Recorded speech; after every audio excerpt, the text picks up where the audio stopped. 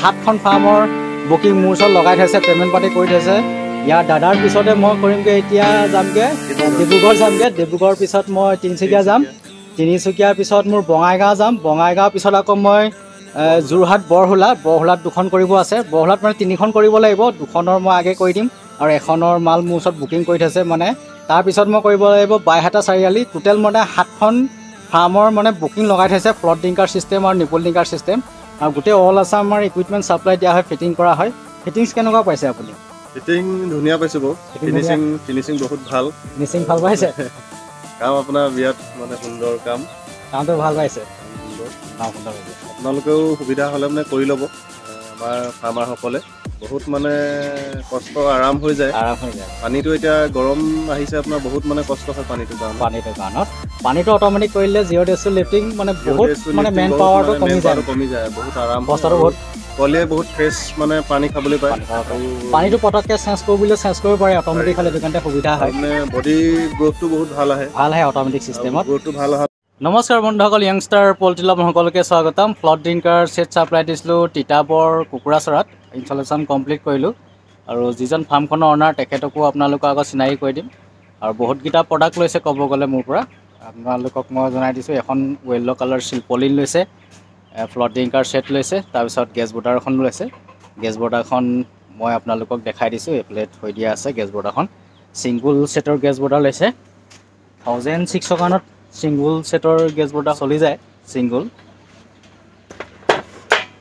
আমাৰ গোটেই ছিষ্টেমটো ইনষ্টলেশ্যন কৰি কমপ্লিট হৈ গ'ল। ফ্লটিং ড্ৰিংকাৰ ছিষ্টেম 3টা লাইন ইনষ্টলেশ্যন কৰা হৈছে। ফাৰ্মখনৰ দীঘল কিমান আছে, বহল কিমান আছে, দাদাৰ পৰাই জানিম। আৰু দাদাৰ পৰিচয় আপোনালোকৰ আগত দাঙি ধৰিব। নমস্কাৰ, মোৰ নাম সঞ্জীৱ বৰুৱা, ঘৰ তিতাবৰ জালুকনীবাৰী, কুকুৰাচৰ গাঁও। দাদাৰ পৰা ফ্লট ড্ৰিংকাৰ ছেট ল'লোঁ, তাৰপিছত গেছ বৰ্ডাৰ ল'লোঁ, য়েল্ল' কালাৰ এখন চিলপলিন ল'লোঁ। ফাৰ্মখন আপোনাৰ ভিতৰি 22 ফুট বহল আছে আৰু দীঘলটো আপোনাৰ প্ৰায় 70 হ'ব। 70 ফুটমান দীঘল আছে আৰু 22 ফুট বহল আছে। পানী টেংকি কেপাচিটি ইয়াত লগোৱা হৈছে 500 লিটাৰ। 500 লিটাৰ দিছোঁ।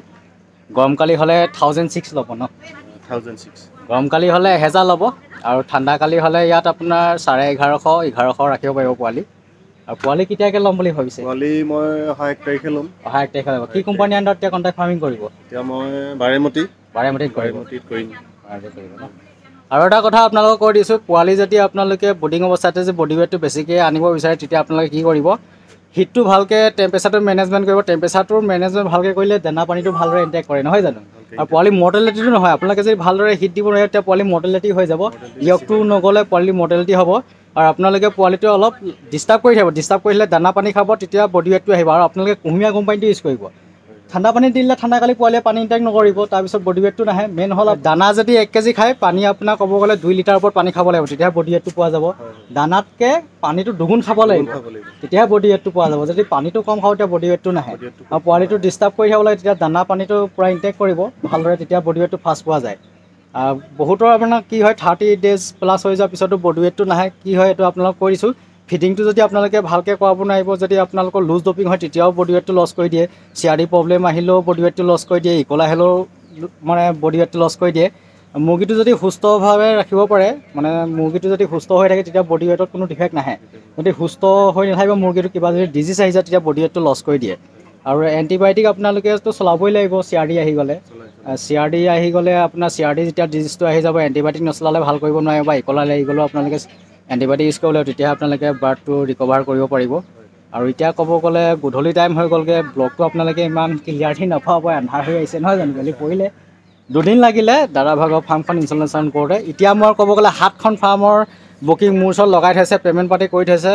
ইয়াৰ দাদাৰ পিছতে মই কৰিমগৈ, এতিয়া যামগৈ ডিব্ৰুগড় যামগৈ। ডিব্ৰুগড়ৰ পিছত মই তিনিচুকীয়া যাম, তিনিচুকীয়াৰ পিছত মোৰ বঙাইগাঁও যাম, বঙাইগাঁৱৰ পিছত আকৌ মই যোৰহাট বৰহোলাত 2খন কৰিব আছে। বৰহোলাত মানে 3খন কৰিব লাগিব, 2খনৰ মই আগে কৰি দিম আৰু 1খনৰ মাল মোৰ ওচৰত বুকিং কৰি থৈছে। মানে তাৰপিছত মই কৰিব লাগিব বাইহাটা চাৰিআলি। টোটেল মানে 7খন ফাৰ্মৰ মানে বুকিং লগাই থৈছে, ফ্লট ড্ৰিংকাৰ ছিষ্টেম আৰু নিপল ড্ৰিংকাৰ ছিষ্টেম। আৰু গোটেই অল আছাম আমাৰ ইকুইপমেণ্ট ছাপ্লাই দিয়া হয়, ফিটিং কৰা হয়। ফিটিংছ কেনেকুৱা পাইছে আপুনি? ফিটিং ধুনীয়া পাইছোঁ বাৰু, ফিনিচিং বহুত ভাল। ফিনিচিং ভাল পাইছে?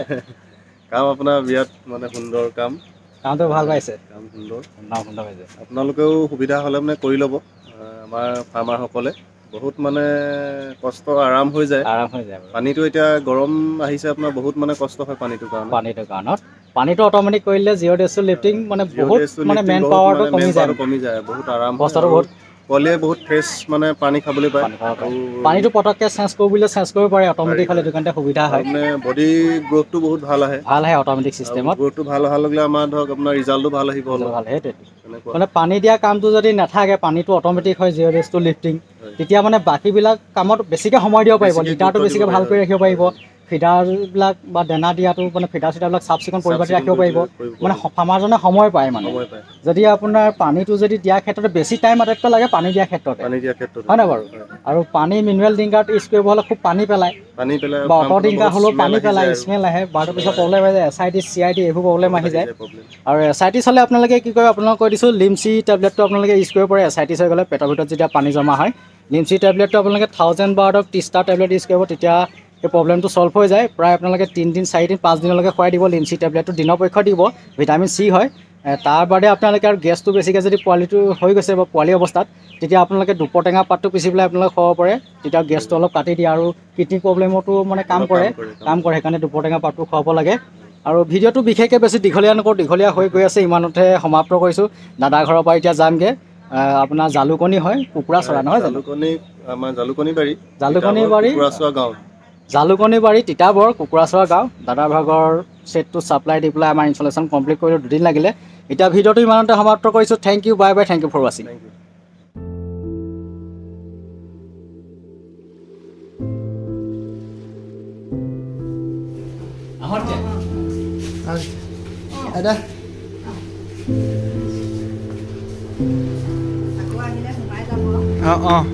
প্ৰব্লেম হ'লে মোলৈ ফোন কৰিলে হৈ গ'ল ঠিক আছে টেকনিকেল প্ৰব্লেম হ'লে আকৌ আহিব এইফালে আহিলে সোমাব আকৌ